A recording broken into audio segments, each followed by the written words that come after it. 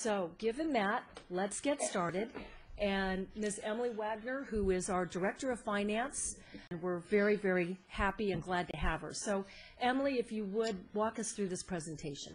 Let me introduce the presentation and give the community a sense of what we're going to do tonight.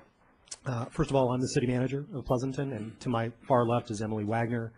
And as the Mayor said, she's not only the Finance Director for the past year, but she was the Finance Director in the early 80s and then left the City of Pleasanton and was a very successful investment banker in the private sector. The presentation is divided into two sections. The first one obviously has a lot of interest, and it's related to pension reform and the activities that we've been up to, what is really meant by unfunded liabilities and its impact on the city, and then of course the effects of the proposed labor contract that we have before you in terms of dealing with that subject matter. Then a slight pause, and then we're going to transition into the city's operating budget. There's a lot of confusion about what unfunded liabilities means as it relates to the city's annual operating budget.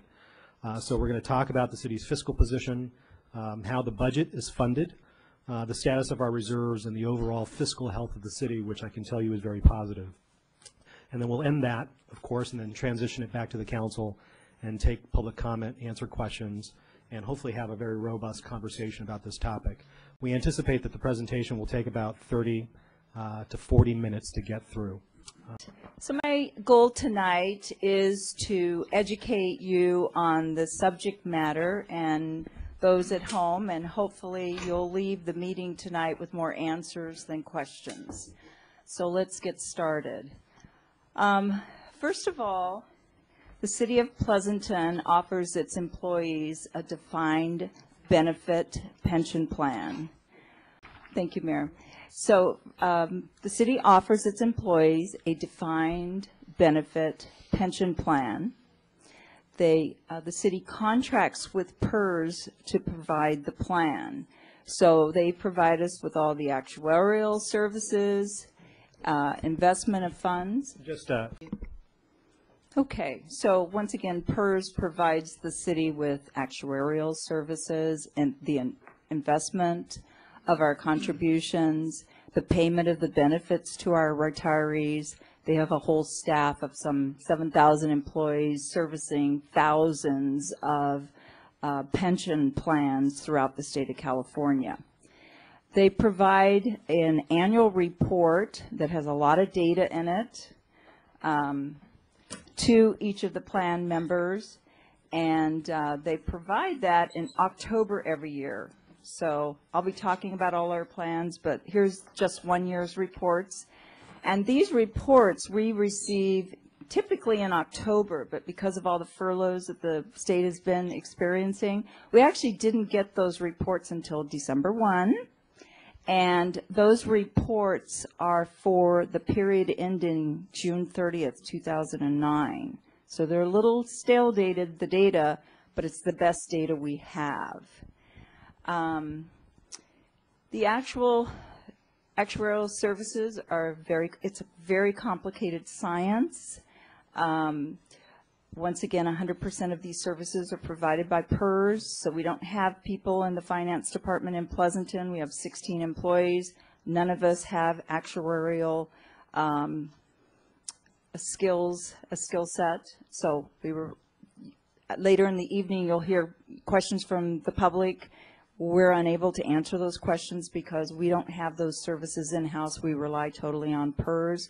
Once again, PERS provides this information annually, but it's a little stale dated, so the most recent data we have is as of June 30th, 2009, and once again, we received that on December 1st. Also, for everyone's understanding, because our employees participate in PERS, they're opted out of Social Security, so they don't get both Social Security and PERS. The city is 100% financially responsible for the pension plan, not PERS. So when you see these unfunded liabilities, they are in fact 100% the city's responsibility, and we know that. Okay, so the pension plan that the city offers, there's 3 groups. We have a fire safety group, which has approximately 120 participants. The interesting thing about our fire safety group is about 50% of those employees are Livermore employees because of the Livermore Pleasanton Fire Department. We have a police safety group, which has approximately 85 active participants. And we have a miscellaneous group that has approximately 275 active participants. In the miscellaneous group, it's not only the Pleasanton City Employees Association, which represents about 227 employees, but it also includes our department directors and mid-managers and confidential employees. There's two benefits offered.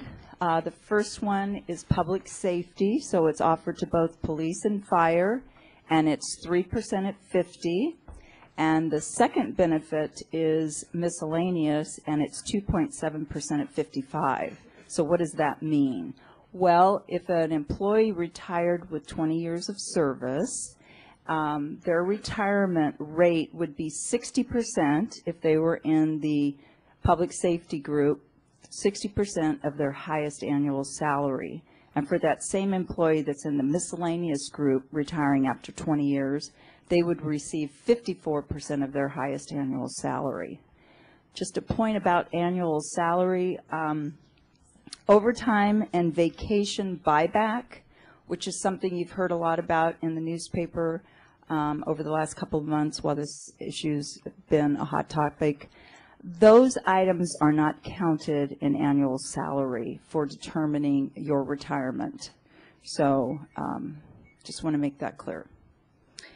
So the PERS program, there's two rates, just like Social Security. There's an employer rate and an employee rate. The employer rate, and it's a percentage of the annual PERSable salaries, which for the most part is your annual wages. It doesn't include overtime, doesn't include vacation buyback that's paid at the end of your when you retire from the city. So the employer rate changes annually, as you will see. I'm going to show you about a 30-year history of that rate. And CalPERS advises us once again annually in October of what the next fiscal year's rate will be. And then they also give us a projection for the next 2 fiscal years, which is subject to change. On the employee rate side, the percentage does not change. We say that, but over the 30-year picture, you'll see it's slightly changed, and I'll tell you what those changes were.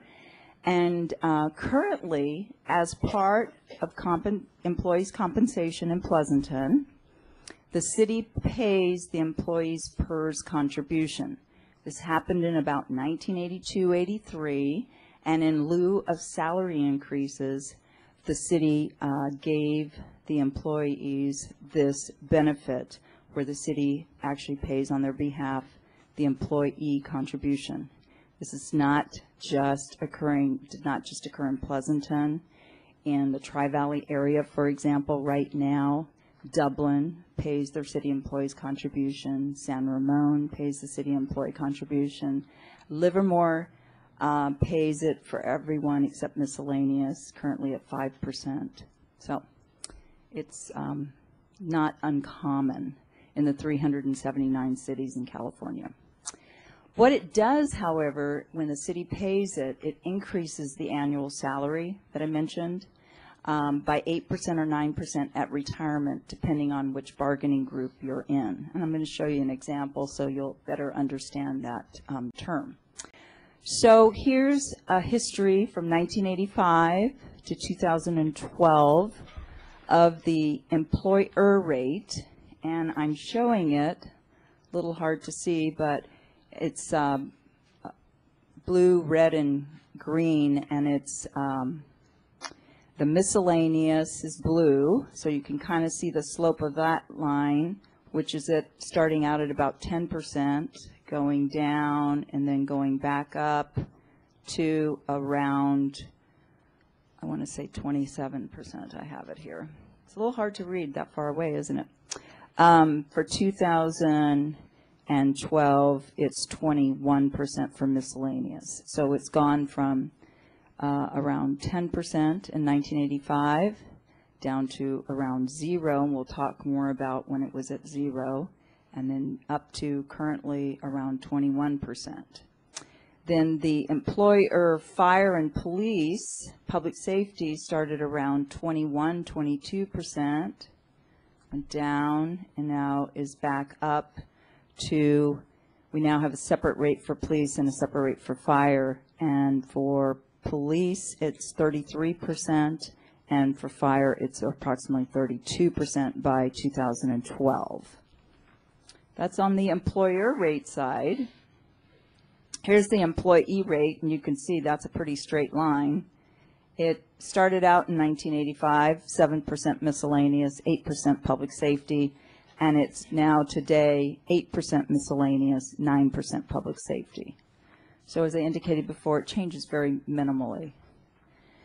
So combined, this is what it looks like, because once again, Pleasanton pays both sides, the employer and the employee rate.